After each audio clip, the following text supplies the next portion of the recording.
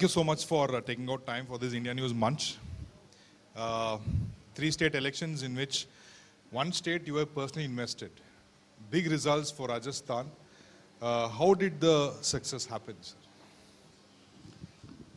तो अभी आप सुन रहे थे स्मृति बहन को, मोदी है तो मुमकिन है यही हुआ है और क्या हो सकता है। और तो हमारे पार्टी के राजस्थान के इकाई माननीय प्रधानमंत्री जी के मार्गदर्शन में, हमारा राष्ट्रीय अध्यक्ष जी के मार्गदर्शन में जो काम किया है, और जो कांग्रेस का एक झूठा वादा, ये वादा करो और भूल जाओ, कि कांग्रेस ये नया नीति अपनाया है। ये नया नीति को हमने ठीक तरह से एक्सपोज कर पाया। और जो हम मोदी गारंटी का जो बात कर रहे हैं, वो मोदी गारंटी पर जनता तक इस विषय को लेके जाना, इसमें तो सक्सेस हम हो गए। मुझे लगता है जो मोदी जी का जो विश्वास है लोगों के ऊपर, मोदी जी का प्यार और मोदी जी के ऊपर जनता के विश्वास, ये बहुत बड़ी मात्रा में काम आया है। और हमारे जो हर एक कार्यकर्ता राजस्थान में बहुत विश्वास के साथ काम किया है। और जैसे मैंने बताया, वो कर्नाटक में हो, हिमाचल प्रदेश में हो, राजस्थान में हो, तो गहलोत की जो कुछ भी जनता को भला करने का याद आ रहा था, वो लास्ट 6 महीने ही याद आ रहा था। अंत का जो 6 महीने था उसमें ही बोलते थे मैं ये फ्री दूंगा, ये फ्री दूंगा, वो करूंगा, ये करूंगा, लेकिन कुछ करते थे नहीं, तो आश्वासन तो देते थे। तो ये सब देखते हुए लोगों को पूरा विश्वास हो गया, ये मोदी जी के गारंटी पर चलेंगे, राजस्थान को भी भला होगा, और 2024 में मोदी जी का आने का भी गारंटी होगा, ये तो पक्का हो गया। ये प्रहलाद जी, 3 राज्यों में चुनाव हुए, एक नया नारा आपने दिया, मोदी की गारंटी है। प्रधानमंत्री खुद भी कहते हैं कि अगर कहते हैं कि मोदी की गारंटी है तो गारंटी के पूरा होने की गारंटी है। और ये नतीजे बताते हैं कि लोगों ने इस पर यकीन किया है, इसमें कोई दो राय नहीं है। जब सरकारें आपकी बनी हैं तो जो सबसे बड़ा अचंभा हुआ वो ये हुआ कि आपने लीडरशिप में परिवर्तन किया। जो एक पुरानी लीडरशिप थी उसको सत्सम्मान आपने कहा कि रुकिए, नई लीडरशिप को जिम्मेदारी देते हैं। ये जो जिम्मेदारी आपने सौंपी है, कई हलकों में इसके मायने समझे जा रहे हैं कि क्यों है। क्या वो 2047 में जो विकसित भारत है उसके लिए है? क्या एक नई पीढ़ी है जो ख़त्म हो जाएगी, हट जाएगी, तो जो नौजवान पीढ़ी होगी उसके मुकाबले बीजेपी की एक नई जमात खड़ी होगी? स्ट्रैटेजी के लिहाज तैयार किया गया है। तो ये लीडरशिप चेंज जो बीजेपी कर रही है, उसके पीछे का कारण क्या मानते हैं? नहीं, लीडरशिप जो चेंज करना है वही एक कारण है जी, और क्या कारण है? तो नया लीडरशिप उभर के आना चाहिए।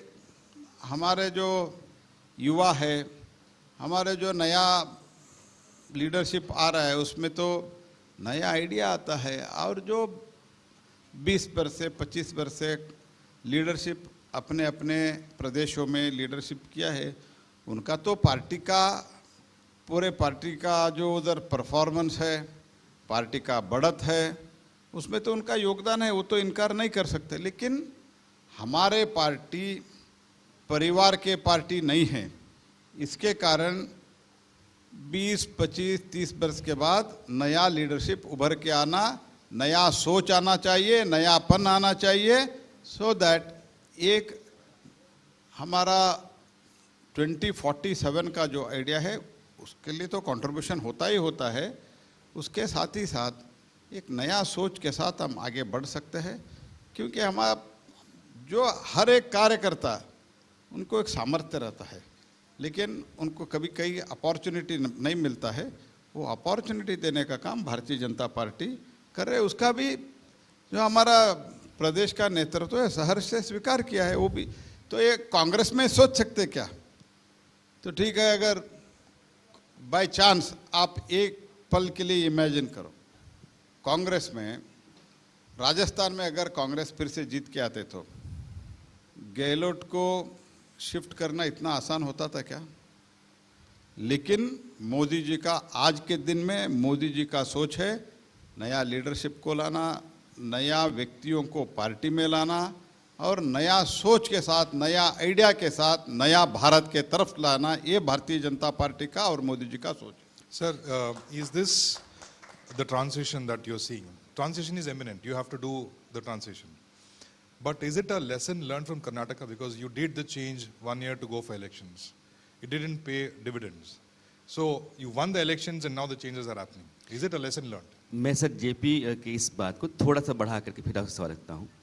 हिमाचल और कर्नाटक में जिस तरीके से आपकी पार्टी हारी, उसके बाद से विपक्ष बहुत लामबंद हुआ। वो इंडिया गठबंधन बना, उसके बाद ही बना। उनको लग गया कि नरेंद्र मोदी की अगुवाई में चलने वाले एनडीए को हराया जा सकता है, उनमें उत्साह आया। लेकिन इन 3 राज्यों के नतीजे आए हैं तो एक सवाल आया कि भैया ऐसा क्या बीजेपी करती है कि छत्तीसगढ़, जहाँ की बीजेपी के हारने को तय माना जा रहा था, मध्य प्रदेश में एक पास आपके पास जीत थी, राजस्थान में भी एज कांग्रेस के पास था, तो आपने ऐसा कौन सा कमाल कर दिया कि ये पूरा पैराडाइम शिफ्ट हो गया?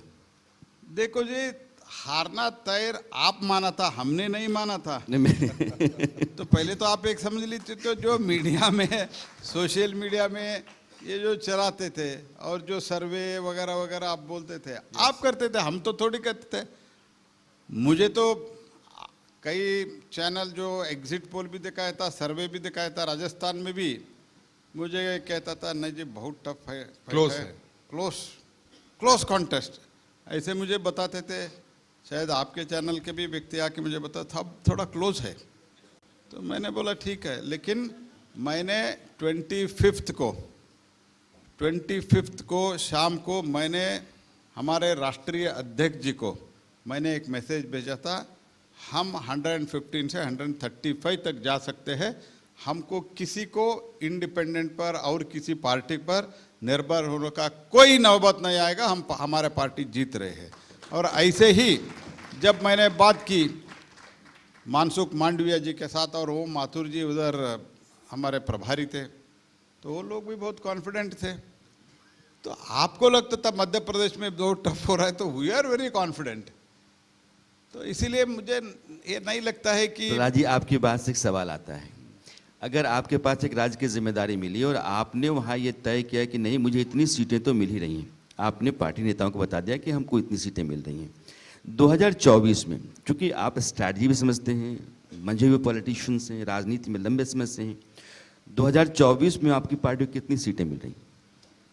2024 में मैं इतना कहता हूँ, हम 303 पे, हम लास्ट टाइम हमारा tally was around 303, but I am with all confidence, I am telling you, under the leadership of prime minister Shri Modi, we are going to cross 350 seats, BJP alone. You take it from me today, and country will bless Prime Minister Narendra Modi. कई सवाल होते हैं, आपकी party के लिए कहा जाता है कि यह पार्टी सिर्फ नरेंद्र मोदी को लेकर के आगे चलती है, यह पार्टी राम मंदिर, मथुरा, काशी को लेकर के आगे चलती है, यह पार्टी समाज को बांट करके आगे चलती है और चुनाव के जरिए वो सत्ता तक पहुंचने का यही रास्ता अख्तियार करती है। आरोप करने वालों को मैं क्या बोलूं, जिन लोगों ने अभी तक अपीजमेंट ही अपने पॉलिसी बनाया था, हमने जो कुछ भी स्कीम बनाया, उज्ज्वला से लेके प्रधानमंत्री आवास योजना तक हमने सबको दिया है। सबका साथ सबका विकास, ये तो सिर्फ स्लोगन नहीं है, हमने उसका पूरा अनुष्ठान किया है। ये अनुष्ठान करने के बावजूद भी कुछ लोगों को मोदी जी का लोकप्रियता को देके ऐसे आरोप करते ही रहते जी। अगर ऐसे आरोप वो असल में ठीक है तो भारतीय जनता पार्टी क्यों जीते थे जी? तो आप लोग क्या कर रहे हैं, जिन लोगों ने अपने जीवन पूर्ति थ्रू आउट देयर लाइफ कोई भी राम को, किसी भी हिंदुत्व का जो अस्मिता है उसको मानने के लिए तैयार नहीं है, वो लोग आज क्यों हनुमान चालीसा पढ़ने के लिए गए जी चुनाव के टाइम पे? तो यही दिखाता है उनका मनसा ठीक नहीं है।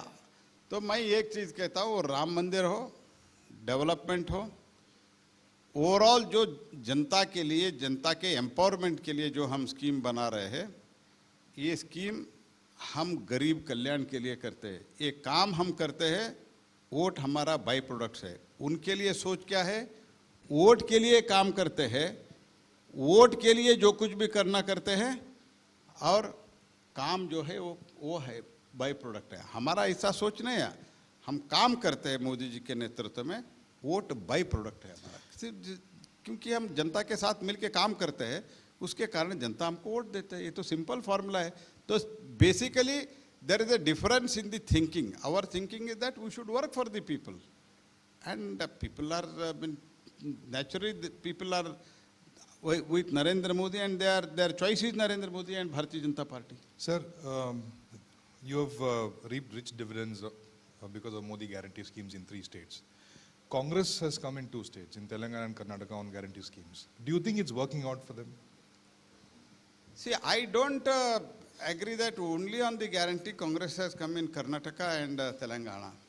There are other aspects also, and we had as far as Karnataka is concerned, you know what has happened to the guarantee? क्या हुआ है गारंटी के लिए? फ्री बिजली, फ्री पावर। पावर तो फ्री नहीं मिला, लेकिन लोग पावर से फ्री हो गए। People are become free from the power. अभी पावर कट हो रहा है, फार्मर्स को पावर नहीं मिल रहा है। फार्मर्स को जो इरिगेशन के लिए पावर देते हैं, 3 फेज पावर, वो रात को 2 बजे 3 बजे 3 घंटे 4 घंटे बिजली देते हैं। सिटी में पावर कट हो रहा है। मैं आप यकीन के साथ आपको कह सकता हूं, जनता, इस देश के सामान्य जनता, वो चाहते हैं क्वालिटी 24/7 बिजली। तो व्हाट यू आर डूइंग, तो पूरा सिस्टम ही खराब कर रहे हैं। प्रहलाद जी, इस मंच पे आम आदमी पार्टी के सांसद राघव चड्ढा आए, इस मंच पे उत्तर प्रदेश के पूर्व मुख्यमंत्री अखिलेश यादव आए। इन दोनों के बयान ये बता रहे हैं कि वो लोग इंडिया गठबंधन को लेकर के गंभीर हैं। 3 राज्यों के जो नतीजे आए हैं, उसके बाद से बीजेपी बहुत बड़ा खतरा लग रही है। तो कर्नाटक हिमाचल में हार के बाद से जो उनके भी उत्साह था वो थोड़ा सा मध्यम पड़ा है, लेकिन इस बात को लेकर गंभीर हो रहे हैं कि गठबंधन को बनना चाहिए, मजबूत होना चाहिए और बीजेपी एनडीए के खिलाफ 1 to 1 की लड़ाई होनी चाहिए। अगर ये लड़ाई होती है तो उसके नतीजे को आप कैसे देखते हैं? देखिए, पहले तो अभी चुनाव में कमलनाथ जी ने अखिलेश के बारे में क्या बोला, अखिलेश जी ने कमलनाथ के बारे में क्या बोला, ये सब जनता के सामने है। जब वो हार गए, अभी तो लग रहे फिर से एक हो जाएंगे, अगर जीत गए तो फिर से झगड़ते हैं। ये तो इनका डीएनए है, जिनका डीएनए का प्रॉब्लम है। They want that for the winning the election. तो वो कोई आइडियोलॉजी नहीं है, कोई अच्छे सोच नहीं है, कोई जनता का भला के बारे में सोचते नहीं हैं। तो ओवरऑल थिंकिंग क्या है, बीजेपी हराना। तो हम जीते ऐसे कभी भी नहीं बोल रहे, जी बीजेपी को हराना। और मेरा और एक क्वेश्चन है, ठीक है आपका इंडिया अलायंस नहीं हो, इंडिया अलायंस है, क्योंकि लास्ट में जो ये है ना वो अलायंस ही है। अच्छा, तो आपने एक तो आप आई डॉट ये सब बोलते हैं, लास्ट में जो ये आता है ना वो अलायंस ही है। वो तो इसलिए इंडिया अलायंस नहीं हो, इंडिया अलायंस है। वो इंडिया अलायंस आप समझो, डीएमके इंडी में है, तमिलनाडु के पार्टी है, अखिलेश यादव है उत्तर प्रदेश का, लालू यादव है बिहार का। अगर अलायंस होता है तो तमिलनाडु में उनको क्या फर्क पड़ता है जी? और डीएमके आके क्या करने वाले मध्य प्रदेश उत्तर प्रदेश में? ये तो कोई अर्थ नहीं है जी। और कांग्रेस पार्टी का अस्तित्व क्या है उत्तर प्रदेश में? मैं आपको बताता हूँ, आज इस मंच पर बताता हूँ, सिर्फ सोनिया गांधी जी को 1 सीट दिया तो भी कांग्रेस इनके अलायंस के एसपी के अलायंस में जाएंगे। ये स्थिति है उनका कांग्रेस पार्टी का। कांग्रेस का कुछ बचा ही नहीं है। तो 2 सीट के लिए राहुल गांधी अगर उत्तर प्रदेश से लड़ते हैं तो राहुल गांधी और सोनिया गांधी 2 ही सीट के लिए भी वो कॉम्प्रोमाइज होने के लिए तैयार है। ये स्थिति कांग्रेस पार्टी के बन गई उत्तर प्रदेश में। जिस पार्टी 40 वर्ष से 50 वर्ष से तो एक ही खानदान के लोगों को जो इलेक्ट किया, जिस प्रदेश से कांग्रेस पार्टी से इतने प्रधानमंत्री बने, उस प्रदेश में कांग्रेस पार्टी का स्थिति क्या है, क्यों हुआ ये? They have lost the credibility, total credibility loss उन्होंने किया है। इसके कारण जनता जो भी हो, तो ये 1+ one plus one is equal to 2 होता है जी। 0 plus 0 is equal to nothing होता है। इंडी अलायंस के 3 दलों का आपने नाम लिया, संयोग से मेरा सवाल बन गया, आप ही ने बना दिया। एक आपने कहा कि डीएमके, एक कहा समाजवादी पार्टी, एक कहा आरजेडी। डीएमके के एक सांसद कहते हैं कि आपकी पार्टी सिर्फ उन्हीं राज्यों में जीतती है जो गौमूत्र प्रदेश हैं। डीएमके के जो मुखिया हैं स्टालिन, उनके बेटे कहते हैं कि सनातन जो है वो मलेरिया है, डेंगू है। समाजवादी पार्टी के एक नेता हैं स्वामी प्रसाद मौर्य, वो कहते हैं कि मानस जो है वो फाड़ देना चाहिए, जला देना चाहिए। आरजेडी के एक मंत्री हैं चंद्रशेखर, वो मानस पर टिप्पणी करते हैं। ये तीनों दल कांग्रेस के साथी दल हैं। कांग्रेस बार बार कहती है, चूंकि आपने नाम लिया तीनों दलों का, तो कांग्रेस कहती है कि इन तीनों दलों को लेकर के आप मेरे ऊपर सवाल क्यों खड़ा करते हो कि मैं इनकी बात बोल रहा हूं या ये सब जो बोल रहे हैं वो मेरे चलते बोल रहे हैं। देखिए, कांग्रेस पार्टी को इसका ज्ञानोदय कब हुआ? ज्ञानोदय जब हुआ, जब उनको लगा इससे हमको नुकसान होता है। तो आस्था नहीं है। कांग्रेस पार्टी के राष्ट्रीय अध्यक्ष के सुपुत्र कर्नाटक में मंत्री है प्रियंका खरगे। ये प्रियंका खरगे उदयनिधि स्टालिन का स्टेटमेंट का सपोर्ट किया है। तो इसका अर्थ क्या है? तो जयप्रकाश जी इधर बैठे, ये तो कर्नाटक के बारे में जानते हैं, तो आप पूछिए उनको स्टेटमेंट दिया था नहीं दिया था।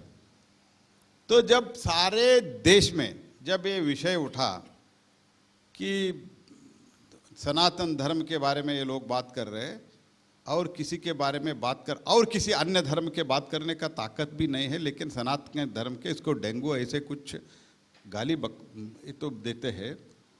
तब इसका विषय जब उनको लगा इसमें इससे उल्टा हो सकते हैं, तो कोई श्रद्धा से इन लोगों ने नहीं कहा है अभी कुछ मत बोलो, अभी कुछ मत बोलो, ऐसे कुरसुर आपको जो बोलना है बोलो, चुनाव के बाद गाली दो, अभी चुनाव में गाली मत दे दो।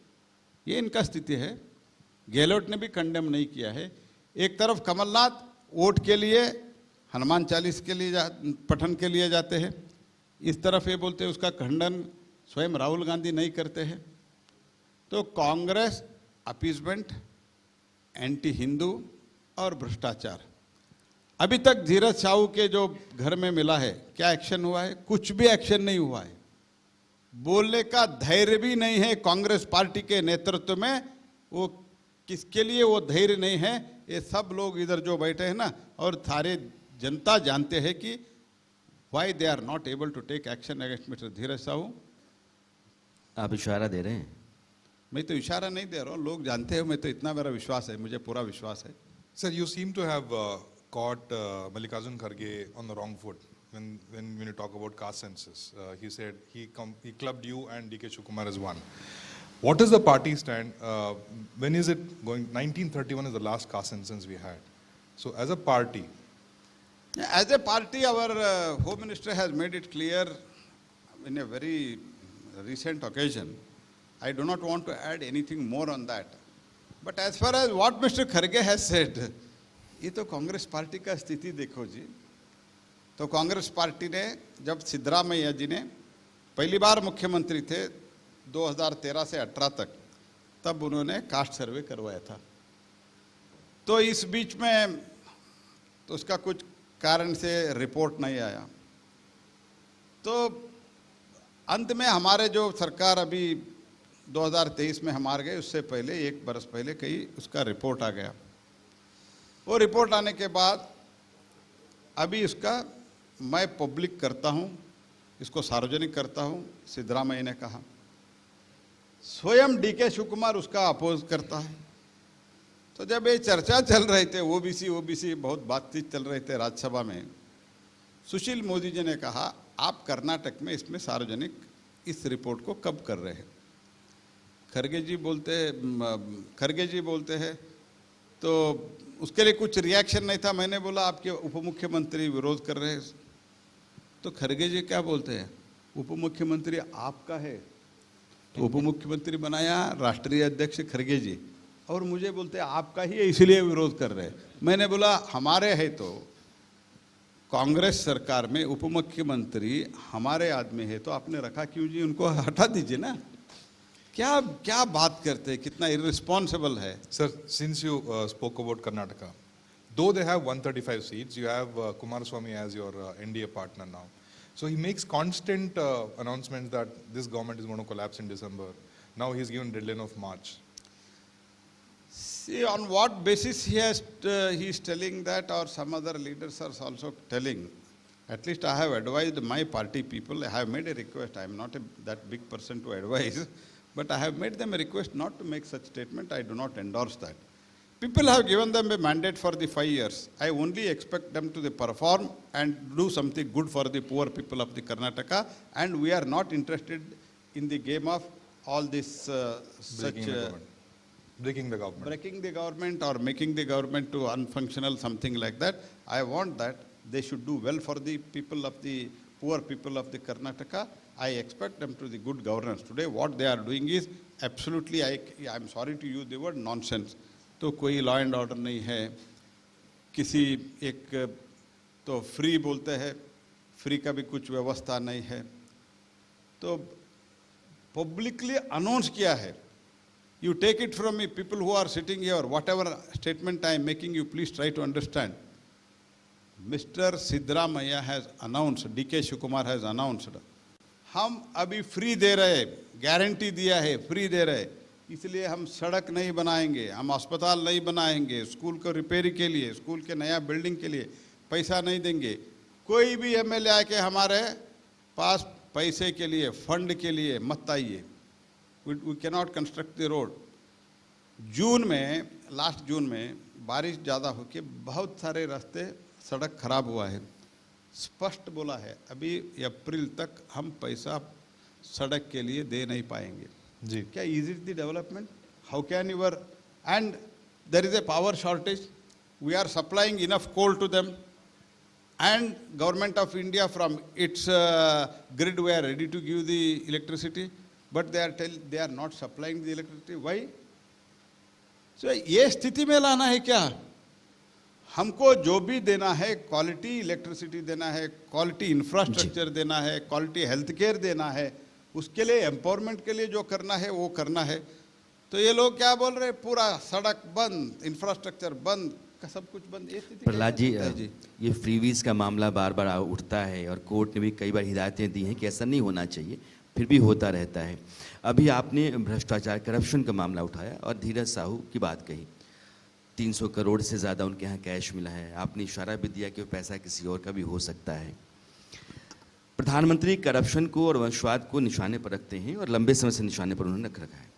वो गांधी परिवार का जिक्र करते हैं, वो लालू प्रसाद यादव के परिवार का जिक्र करते हैं, वो चंद्रशेखर राव परिवार का जिक्र करते हैं. लेकिन आपके जो विरोधी हैं वो कहते हैं कि हम निशाने पर तब तक हैं जब तक हम बीजेपी के पाले में नहीं जाते. अगर हम उधर चले जाते हैं तो हम मुक्त हो जाते हैं. देखो जी, किसी न किसी कारण पर इधर से उधर कुछ लोग, कई लोग इधर उधर आए हुए, तो भी जो कुछ भी कार्यवाही अभी जो एक्शन चल रहा है वो एक्शन कंटिन्यू होगा. इसमें किसी को भी शक रखने का जरूरत नहीं. ये आपकी गारंटी है. Sir, Whatever it is. you hold a very important portfolio of parliamentary affairs too. We saw there was a security breach yesterday. You had a high-level meeting with the Prime Minister. What do you have to say about these events? No, This is for my headlines. No, I did not have any meeting with the Prime Minister. I keep, because of my portfolio, I keep meeting Honorable Prime Minister because I have to take his guidance and the direction. I keep meeting him. But as far as this is concerned, we had a meeting under the chairmanship of Speaker. And we have asked, even we had the floor leaders meeting also. We have asked their suggestion on the basis of their movement in last 10-12 days in the parliament. And whatever needed, the requirement for the future security and the strengthening security, we are going to do that. And it is very unfortunate that this incident has happened. And we will take care further in that in future these incidents do not occur once again. So you also hold a very important portfolio of coal. So I'll ask some quick questions about your ministry. We're talking about India being the third largest economy and power is needed. How would you complement this through coal? See, as far as to become the third largest economy, and now we are the fifth largest economy, the contribution of power is very, very, very high. I am speaking of the empowerment electricity, not the political power. So that is what we need. And as far as this requirement of this energy, total in the energy basket of India, more than 70% of the energy in that energy basket, it is from the coal. So how to balance it? तो हमने तो दुनिया को माननीय प्रधानमंत्री जी ने आश्वस्त करके आया है कि emission will be reduced by 30% by 2030. So net zero by 2070. These are the things it is in our mind. But जो हमारे पास जो उपलब्ध है, तो कोयला हो और fuel, whatever the other fuel we have, that we have to use, but at the same time sustainability is important. So for that reason, now the estimate is that by 2030, I am not telling 2040, 2050, 2060, the estimation is that by 2030, the requirement of the power in India is going to be doubled. So there are two reasons for it. One is India is growing, and I am very confident India is going to be the third largest economy. To become the third largest economy, there should be growth in all sectors. For that, we need power. To fulfill the need of the power, we should generate the power. For that, we need coal, and we are producing the coal. But आप विडंबना देखो, हमारे पास आज के दिन में जो explore किए हुए हैं ऐसे खदान, कोल के खदान देखते तो हमारे पास 350 वर्ष तक कितना कोल हमको चाहिए, इतना कोल हमारे पास है. But unfortunate is the most unfortunate part is जिन लोगों ने इतने बरसों तक, दशकों तक राज किया, इन लोगों ने कोल इंपोर्ट के लिए imported based coal power plant उन्होंने इंस्टॉल किया. There are around 7 to 8 mega power plants which run only on imported coal because they never had the capacity to produce the coal. So they installed those power plants and importing. Course correction से इसका course correction हो सकता है. अभी हमने तो हमारा coal production in last 10 years of Modi government, it is doubled, and in another 2 years, there will be huge jump in the production of the coal. So what I am feeling is by using this coal, we will produce, and we have told them also, at least for the blending purpose, they can use it, and we can reduce the, I have planned by 2026 substitutable coal import we are going to stop. आपकी बात से एक बहुत ही serious question खड़ा होता है. आप कहते हैं कि 2030 तक भारत में जो एनर्जी चाहिए वो डबल चाहिए. आपके पास कोल है, लेकिन एक इंटरनेशनल ऑब्लिगेशन है कि आप इन्वायरमेंट को ठीक रखने के लिए इस लिमिट से ऊपर जाकर के काम नहीं कर सकते, इतना कंजम्पशन नहीं हो सकता कोल का. दूसरा कि क्या आपके पास इतना जनरेशन बिजली का करने की कैपेसिटी है, क्योंकि अब तो आपको प्लांट्स लगाने पड़ेंगे. अगर आज आपको 2 मेगावाट चाहिए और कह रहे हैं कि 2030 तक 4 मेगावाट चाहिए, तो ये 2 से 4 करने के लिए आपके पास टाइम तो 6 साल है. तो 6 साल में डबल जनरेशन आप पार कर पाएंगे. जो कोल आपके पास है क्या वो कंजम्पशन का होगा, क्योंकि इंटरनेशनल ऑब्लिगेशन भी आपके ऊपर है. रिन्यूएबल से लेके, रिन्यूएबल एनर्जी से लेके थर्मल एनर्जी तक हमारे और हाइड्रो एनर्जी तक हमारे पास क्षमता है, और सभी में हम क्षमता बढ़ाने के लिए जो अवेलेबल इंफ्रास्ट्रक्चर है उसमें पावर जनरेशन बढ़ाने के लिए हम बहुत अच्छी तरह से प्लान्ड प्रयास हो रहा है. मैं पूरी तरह से मुझे विश्वास है कि 2030 में जितना हमको इलेक्ट्रिसिटी चाहिए उससे ज़्यादा इलेक्ट्रिसिटी हम उत्पादन करेंगे. मैं और एक चीज़ आपको बताता हूँ. 2012 में जुलाई एंड और अगस्त फर्स्ट 1, 2, 3 ऐसे, मुझे if my memory goes right, 31 जुलाई, 1 अगस्त एंड 2 अगस्त, ये 3 दिन सारे north India was in dark. क्यों? Everybody try to draw the more electricity then what it was allotted to them, and it got exploded. That was the situation. 3 days it was in dark. But today I am telling India is the net exporter of the electricity. That is the what is the change Modi has brought is this is the change. We are the net exporter of the electricity. Whatever the power we are in need, more than that we are generating as on today itself, and by 2030 also, whatever India needs, I am assuring that whatever India needs power, more than that we are going to generate. Sir, recently this COP28 concluded.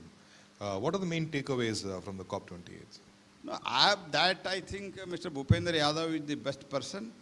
But as far as phase out of coal immediately and such fossil fuel and other things, that at present we have said till we need some more time, and that is not in the main not in the main agenda. Prahlad ji, Allahabad high court, Uttar Pradesh high court का एक बड़ा फैसला आया है और वो फैसला कहता है कि मथुरा में कृष्ण जन्मभूमि और मस्जिद का जो परिसर है उसका ASI सर्वे होगा। ये ठीक वैसे ही है जैसे ज्ञानवापी के बारे में फैसला आया है। अयोध्या को अगर आप मिसाल के तौर पर रखें तो अयोध्या के मामले में निर्णय हिंदू पक्ष के हक में आने का कारण ASI का सर्वे भी रहा।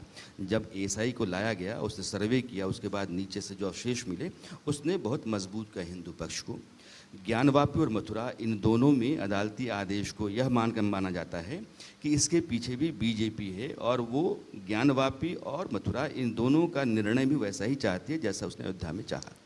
देखो, न्यायपालिका निर्णय हमारे कभी कभी हमारे खिलाफ भी जाते हैं, कभी कभी हमारे पक्ष में भी जाते हैं। इसका अर्थ नहीं है कि न्यायपालिका तो जो सरकार में है उसको देख के निर्णय तो नहीं देते। कई चीज़ों में हमारे खिलाफ भी आया है, तो इसीलिए अयोध्या में निर्णय आया है, अभी तो मथुरा में आ रहा है, तो ये तो मैं स्वागत करता हूँ। और जो न्याय मिलने के लिए समाज इंतज़ार कर रहा था वो घड़ी नज़दीक आ रहा है, ऐसे मैं मानता हूँ। प्रहलाद जी, आप आए, आपने समय दिया, आपने बातचीत की और दिल खोल करके आपने जवाब दिया है। बहुत बहुत शुक्रिया आपका। Sir, you have a great success story. There is oath taking in Rajasthan tomorrow, so celebration time for you, and hope Rajasthan will see good development in the next 5 years to come. It will have a very good governance, good development, and I am quite confident about the commitment and the capacity of the incoming Chief Minister. Thank you, sir. Thank you so much for joining. Thank you so much sir, हमारे साथ इस कार्यक्रम में आने के लिए और अपनी बात रखने के लिए।